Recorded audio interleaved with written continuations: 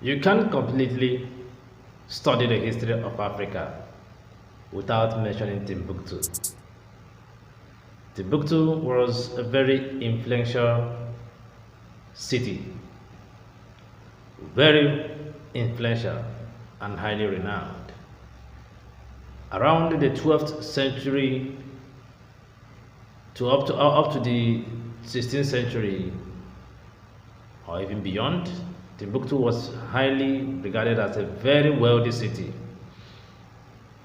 to a level that a lot of persons around the world intended and thought about visiting Timbuktu, both for economic reasons and for um, travel or tourist-based reasons.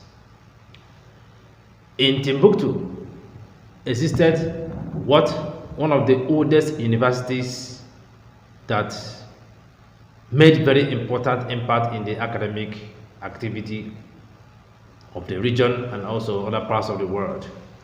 This university was the Sankore University. The Sankore University. In Timbuktu, there existed up to 3 different universities, and one of the most influential among them was the Sankore University. The other ones were the Djinguereber, and then there was Djinguereber University, and there was also the Sidi Yahya University. But the Sankore University was highly renowned and very influential. The university was very influential from around the 12th century to about the 16th century. Now, the establishment of the Sankore University or the Sankore Teaching Centers was traceable to the foundation or the establishment of the Sankore Mosque. The Sankore Mosque was linked to the activities of a chief judge or the chief judge of Timbuktu named Al-Qadi Aqib. Al-Qadi Aqib. He was responsible to have built the Sankore Mosque. But the teaching part or the teaching establishment, which is referred to as the Sankore University, was believed to have been financed by a very wealthy woman. Well, by research, the name of that wealthy woman was not put in place or was not presented. But the basic thing here was that the university was highly influential and played very important role to academic activities and also social life within that region. Well, the place where the university existed can be found in the present day Mali.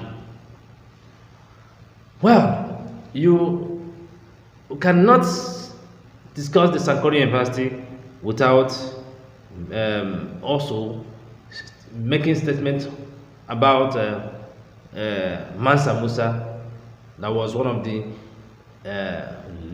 rulers of Mali. Under Mansa Musa, the university thrived very well. The university's influence was believed to have risen to a very high level, to a very world class level. The university had no central administration, but was made up of independent colleges and schools. Some of the areas of learning under the university can be classified into 3.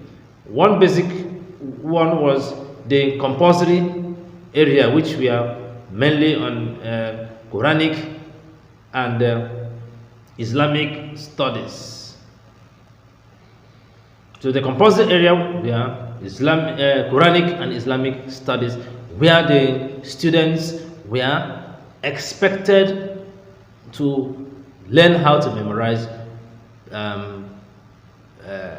contents and pages of the Quran, and also to learn about the Islamic principles and practices in the religion of Islam.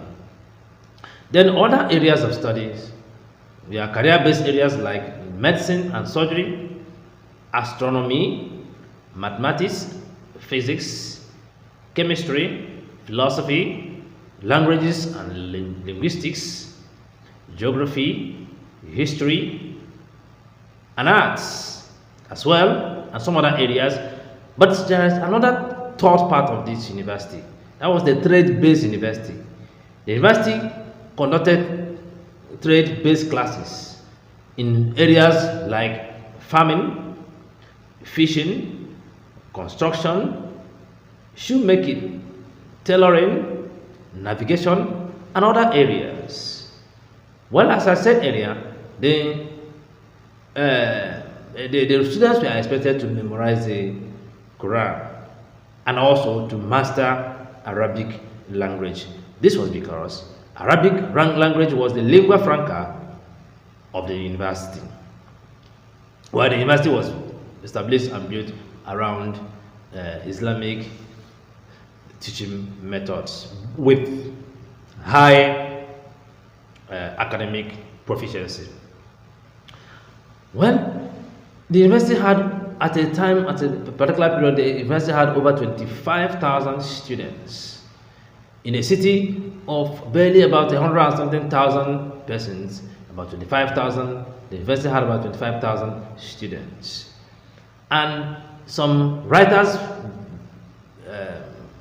presented that it took some of these students over 10 years to complete their courses in the university. Each of these students took over 10 years to complete their courses in the university. And upon completion of their courses, gifts were given to these students. Gifts like clothes, livestock, salt, gold, money, salt and gold. And we are salt and gold, basically we are one of the highly prized, valued commodities within that period. And graduations were conducted for the students of this university. And most of them were employed first in the Mali Empire, before Mali Empire collapsed and Songhai Empire took over the region.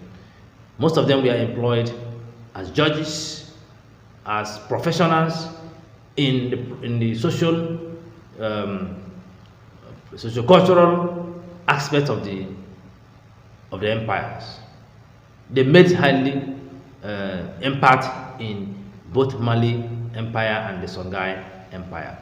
Unfortunately, the influence of the university started diminishing around the 16th century.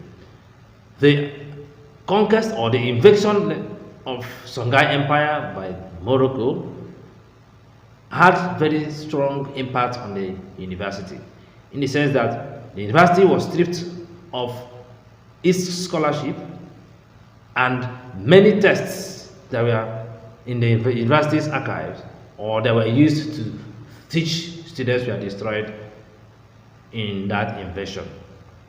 Well, the university, Sankore University, still exists today, but unfortunately, the normal influence or the former influence of Sankore University cannot be said to be the same today. Most activities that go on in the university tend to be the issue or the reality of teaching of Quran and other Islamic practices alone. The high influence of the university, the professional part of the university, tend to be on the diminishing end. Well, you cannot basically discuss the academic advancement, socio-cultural advancement within the region without mentioning the actions or the activities and achievements of or the impacts made by Sankore University.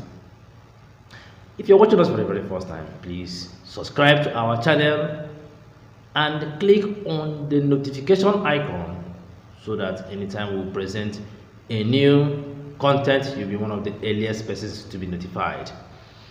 We are working on documents, academically written documents that will be made available with time. We also have some courses in Udemy platform which we encourage you to go through. Thanks for being part of our channel.